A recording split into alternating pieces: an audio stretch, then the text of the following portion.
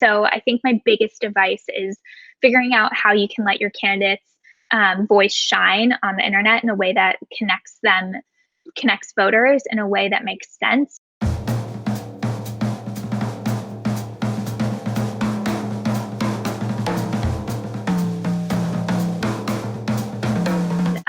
I think that encompassed a variety of things, basically everything besides organic. We oversaw on my team email, advertising for both persuasion, fundraising, and mobilization, and then also all of our SMS efforts. So we worked pretty much cross team throughout the campaign.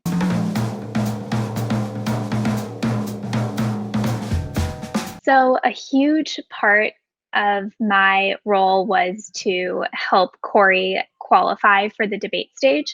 As we can all remember, we had initially $65,000 donors as the threshold, and then we had that increase to 130,000. So both of those moments are pivotal moments that I remember happening. 65,000 donations, that's the threshold for getting on the debate stage, one of the measures, and my team tells me we are 2,000 donors away. Please help us to close that gap. Be one of those last 2,000 that ensures we cross that threshold. 2,000 donors away. Please join us. Give $1, $5, whatever you can. Help us to cross that very important threshold so that we are one of those voices on that debate stage discussing the issues that matter and, God willing, that propel us to the nomination. Thank you so much. Give $1, $2, get a friend too as well. Only 2,000 donors to go. Thanks so much. And then immediately going into a room and strategizing with my colleagues to figure out how we're going to get there and how we're going to figure out budget and the creative strategy, and also the capacity strategy of how we were going to get there when we were a pretty scrappy digital team. But there are also some fun moments that I remember. Cory is obviously, like, the way I like to describe him is that he's the OG AOC on Twitter. Like, the guy has been on Twitter for a really long time.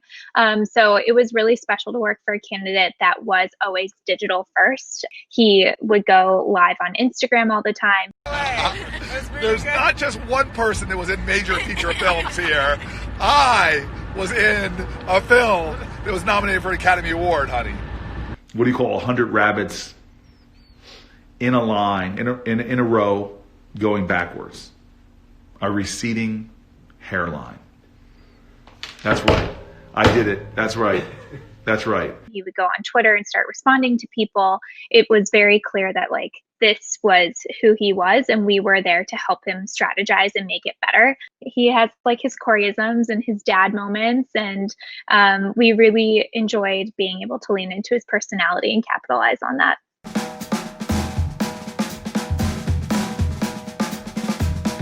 It's no secret that the Cory Booker campaign was sometimes cash-strapped. He didn't spend years building up his online fundraising operation, nor had he ever run for president before. So when it came to any threshold or goal, like mobilizing people, we had to figure out how to do it in the most optimized way possible. So how can we do it with the staff we have? How can we do it with the budget we have? And how can we get creative to find solutions that don't falter those two main pillars, our capacity and our budget? There were a lot of times where we had time on our side, so we were able to take the time to get creative and figuring it out. But our main priorities were always sticking within those buckets while being as creative as possible.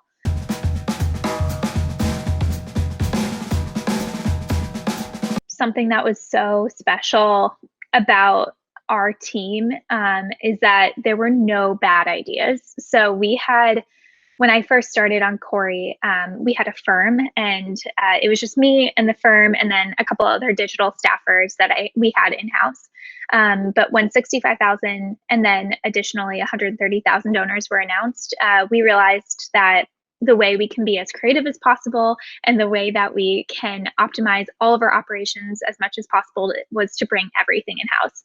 So we pretty rigorously started hiring and building a team in-house. Eventually, the digital mobilization team was nearing 9 or 10 people.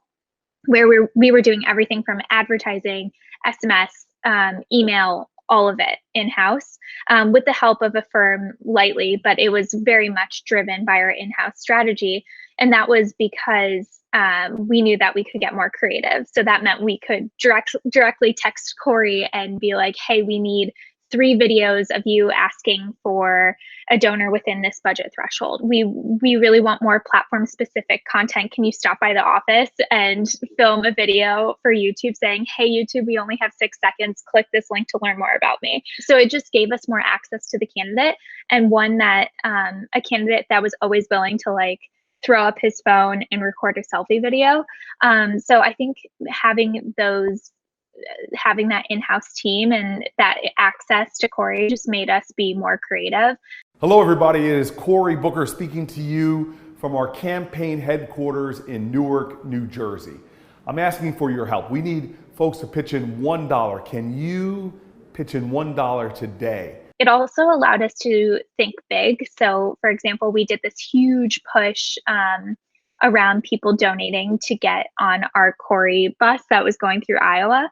And we quite literally, anyone who donated, whether it was $1, $50, $200, we would print out their name and stick it on the bus. I mean, it took our team like 3 hours, 4 hours to do it, but it was so worth it because it just showed that this movement is larger than all of us. And I think having that in-house team allowed us to think really big because we knew how all of the inner workings of the campaign were, so that we could pull something off like that.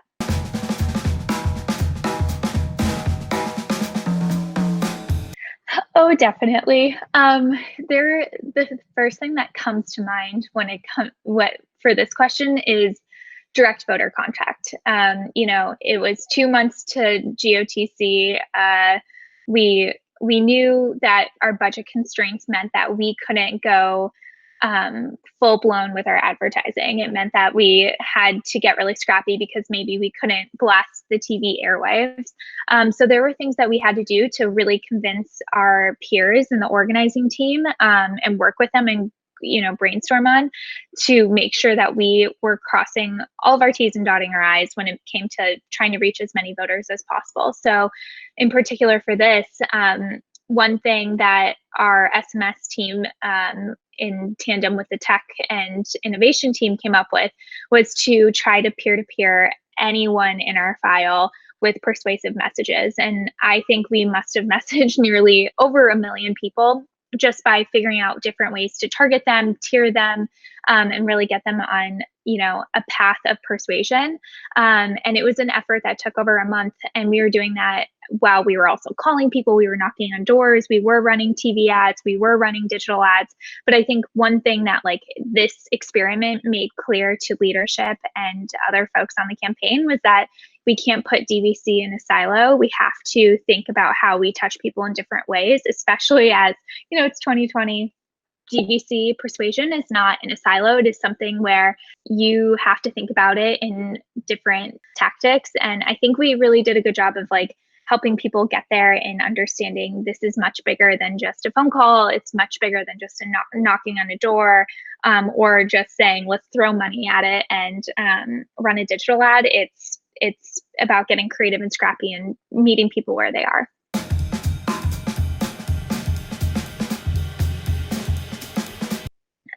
One of the biggest lessons we had personally and within my team and on this campaign was that there is no conflict that is too big that we can't solve when we all come together and we get creative in figuring out how to solve it. When 65,000 came out or 130,000 donor thresholds came out, we had to reallocate resources. And I think it taught me a lot about how you prioritize and how you figure out how to work with different teams to get to solutions and how you rally different teams on a campaign to get you to that solution in a way I had never seen a group of people ever rally around something before.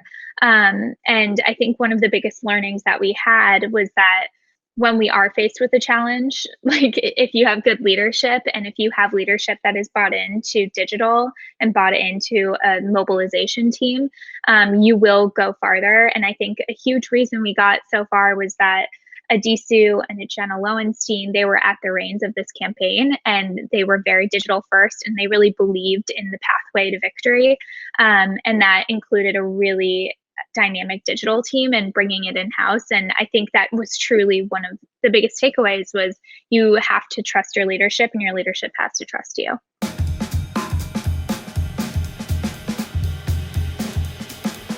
We had to focus so much on fundraising, and like we had to, our team, although it encompassed fundraising, mobilization, organizing, we had to be such a fundraising, we always had it in our front mind. And I remember in early December or late November looking at the team being like, oh my God, we need to plan for Iowa. Like we only have like a week to plan for Iowa. And I really wish, I wish we had more time. I wish, I wish our days were as long as however Beyonce is able to have her days be. But I really do wish that we were able to plan more strategically across the board, but we just had time and capacity restraints that sometimes didn't allow us to always sprint at everything.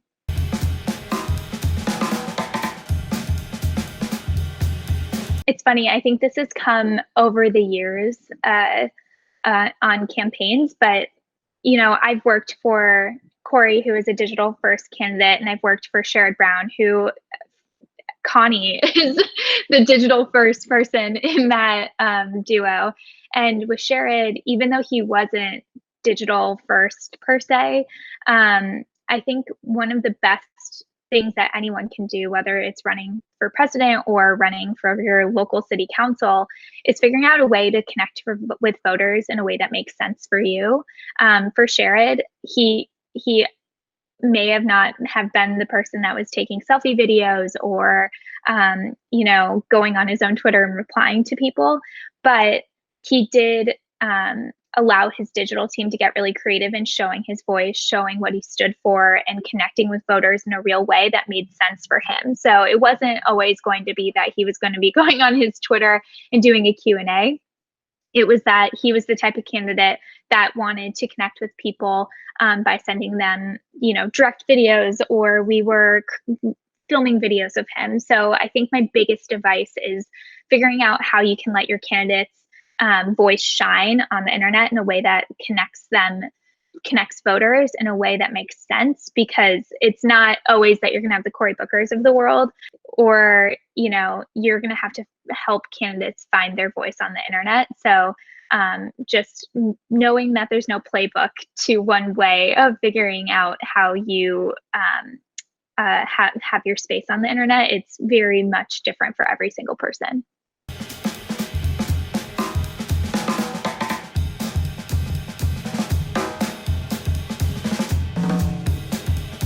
When it comes to direct voter contact in the midst of a global pandemic, you do have to get creative, and it kind of speaks to what I was saying before. You have to get really scrappy, and that might be you have to quite literally hire a team or train a group of volunteers to help you peer-to-peer millions of people. It may mean that he is getting on more Zoom calls with different local groups than he ever would have before. Because this is changing on a daily basis, and how we are reacting as a community and society. And I think one of the best ways you can do is realize that, one, people are on the internet right now more than ever. So, as a campaign manager, how do you reallocate your focus and realizing, okay, we have this massive organizing team. How can we help them get set up for success while people are on the internet? How are we, making sure that Joe Biden's personality is still connecting with people when he's unable to do rallies and he's doing it via a webcam?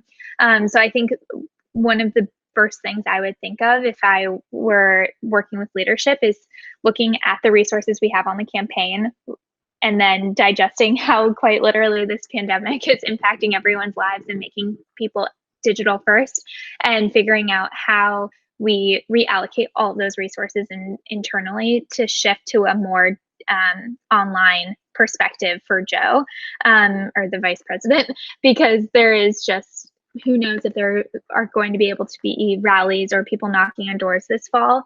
So I think just getting as scrappy as possible is one of the key components here.